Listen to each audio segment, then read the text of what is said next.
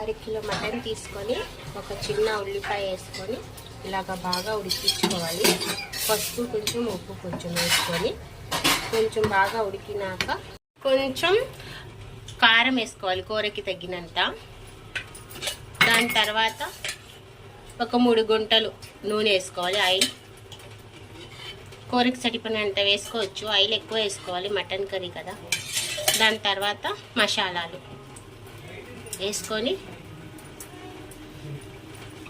ఈ మసాలా అంతా బాగా ఉడకాలి, పచ్చి వాసన పోయేంత మసాలా ఉడకాలి.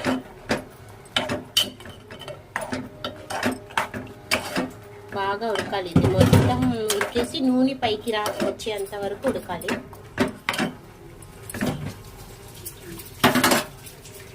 కొంచెమేమో కొత్తిమీర వేసుకోవాలి, కూరకిలో సరిపడినంత.